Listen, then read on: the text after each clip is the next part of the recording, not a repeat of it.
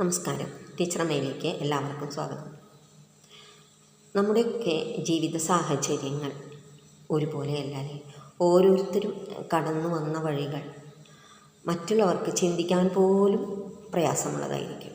എന്നിട്ടും നമ്മളവരെ കുറിച്ചും നമ്മളവരുടെ എന്തെങ്കിലും ചെറിയ കുറ്റങ്ങൾ കാണുമ്പോൾ അതിനെക്കുറിച്ചുമൊക്കെ ഇങ്ങനെ പ്രതികരിച്ചുകൊണ്ടിരിക്കും. എന്തിനാണ് അങ്ങനെയെന്ന് തോന്നിയിട്ടുണ്ടോ? നമ്മളെക്കുറിച്ച് അല്ലെങ്കിൽ മറ്റുള്ളവരെക്കുറിച്ച് അവർ അനുഭവിക്കുന്ന, അവർ പോയിക്കൊണ്ടിരിക്കുന്ന ആ ജീവിത തലങ്ങൾ ഏതാണെന്ന് നമുക്കറിയാതെ നമ്മൾ ആരെക്കുറിച്ചും ഒന്നും പറയാൻ പാടില്ല അല്ലേ?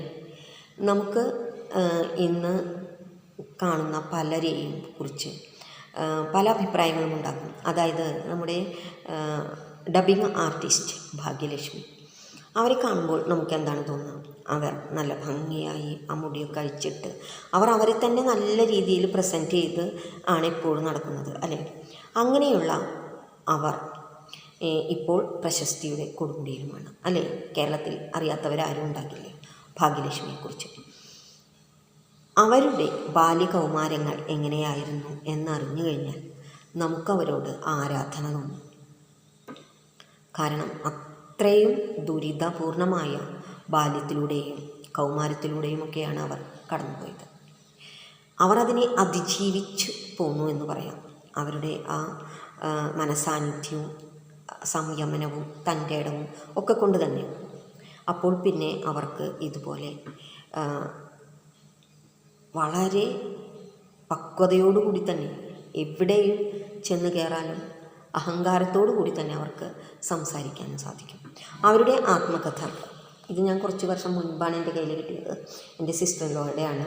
അവർ വാങ്ങിച്ചപ്പോൾ എനിക്ക് വായിക്കാൻ തന്നതാണ്. പിന്നെ തിരിച്ചു കൊടുത്തിട്ടില്ല, കൊടുക്കണം എന്ന് വിചാരിച്ച് കയ്യിൽ വെച്ചിരിക്കുകയാണ്. ഇടയ്ക്കിടയ്ക്ക് ഒരു മോട്ടിവേഷൻ പോലെ ഞാനിതിൽ കുറച്ച് കാര്യങ്ങളൊക്കെ വായിക്കും. അവരുടെ ബാല്യകാലത്തിൽ 4-ാമത്തെ വയസ്സിൽ അവർക്ക് അമ്മയുണ്ടായിരുന്നിട്ട് കൂടി അവരെ ഒരു അനാഥാലയത്തിലാക്കിയതാണ്. അവരുടെ സഹോദരനൊക്കെ ഉണ്ടായിരുന്നു അവിടെ. അവരുടെ കൂടെ 4-ാം വയസ്സിൽ അവർ ആ അനാഥ ബാലികാ മന്ദിരത്തിൽ കോഴിക്കോട് ജീവിച്ചു പോകുന്നതാണ്. ഒന്ന് ആലോചിച്ച് നോക്കൂ. ഒരനാഥ മന്ദിരത്തിലുള്ള ജീവിതം എത്രയായാലും പരിലാളനങ്ങളേൽക്കാതെ അമ്മയുടെ അച്ഛൻ്റെ സ്നേഹസ്പർശം ഇല്ലാത്ത ഒരു ബാല്യകാലം. അതാലോചിച്ച് നോക്കൂ. അങ്ങനെ ബാല്യം കൗമാരവും അതുപോലെ തന്നെ അച്ഛനോ അമ്മയോ ഇല്ലാതെ വല്യമ്മയുടെ അടുത്തായിരുന്നു മദ്രാസിൽ പോലുള്ള ഒരു വലിയ സിറ്റിയിൽ അവരുടെ ജീവിതം. അവരനുഭവിച്ച കാര്യങ്ങൾ വായിക്കുമ്പോൾ അത് ഒരു സാധാരണ പെൺകുട്ടിക്ക് അല്ലെങ്കിൽ വീട്ടമ്മയ്ക്ക് വളരെയധികം പ്രചോദനം നൽകുന്ന ഒന്ന് തന്നെയാണ് ഈ പുസ്തകം. അവരതിനെ ഓരോ ഘട്ടങ്ങളിലും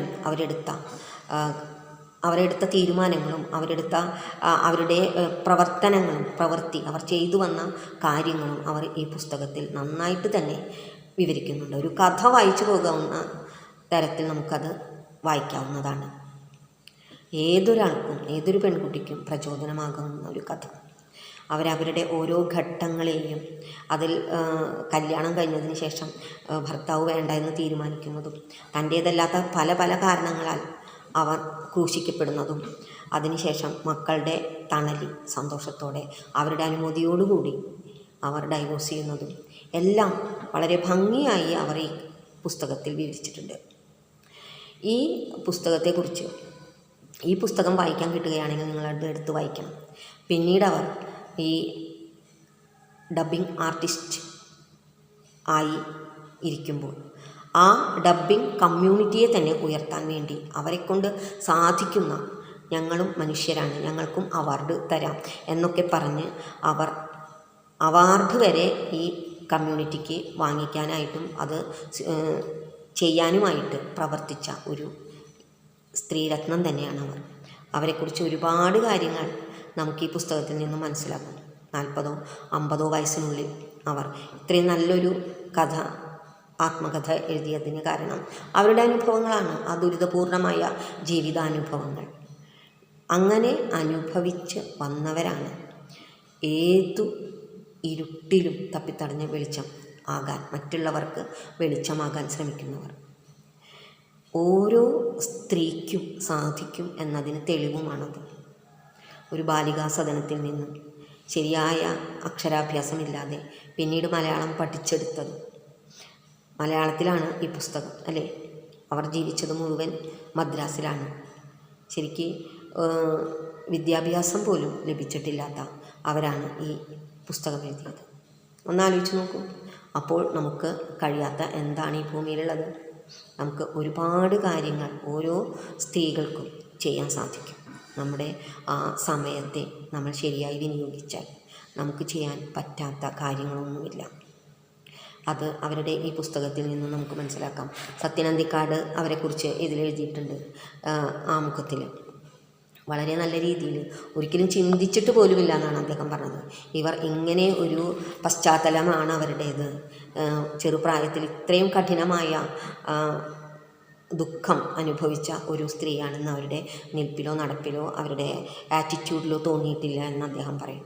എല്ലാവരോടും വളരെ നല്ല രീതിയിൽ തന്നെ പെരുമാറുകയും പ്രവർത്തിക്കുകയും ചെയ്തു വന്ന ഭാഗ്യലക്ഷ്മി ധാരാളം അവാർഡുകളും ധാരാളം പുരസ്കാരങ്ങളും അവർക്ക് ലഭിച്ചിട്ടുണ്ട്.